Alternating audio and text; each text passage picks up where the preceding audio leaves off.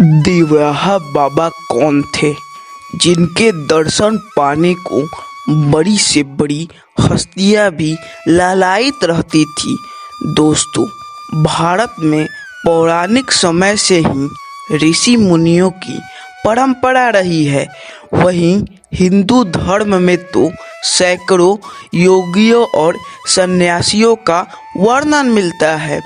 इन्हीं में एक है उत्तर प्रदेश के देवरिया के सिद्ध महायोगी बाबा, जिन्हें देवराहा बाबा भी कहा जाता है।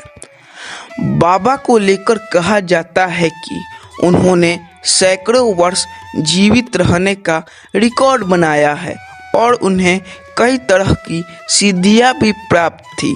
बाबा लोगों और जानवरों के मन के बातों को भी जानने में माहिर थे। बाबा के चमत्कारों को लेकर अनेकों कहानियां कही जाती है। तो चलिए जानते हैं बाबा की कहानी और चमत्कारों के बारे में। देश में आपातकाल के बाद इंदिरा गांधी चुनाव हार गई। तब इंदिरा गांधी देवराहा बाबा से आशीर्वाद लेने पहुंची। बाबा ने उन्हें हाथ उठाकर पंजे से आशीर्वाद दिया। वहां से लौटने के बाद इंदिरा जी ने कांग्रेस का चुनाव चिन्ह हाथ का पंजा ही तय किया। इसी चिन्ह पर 1980 में इंदिरा गांधी के नेतृत्व में कांग्रेस ने प्रचंड बहुमत प्राप्त किया और वे देश की प्रधानमंत्री बनी।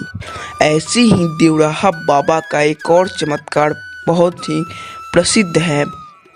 एक बार देवराहा बाबा से मिलने प्रधानमंत्री राजीव गांधी को आना था। आला अफसरों ने हेलीपैड बनाने के लिए वहां लगे एक बबूल के पेड़ की डाल काटने के निर्देश दिए।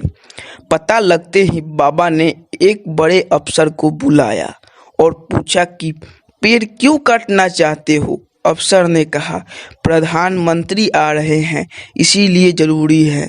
बाबा बोले, तुम यहाँ प्रधानमंत्री को लाओगे, प्रशंसा पाओगे, प्रधानमंत्री का नाम भी होगा, लेकिन दंड तो बेचारे पेड़ को भुगतना पड़ेगा।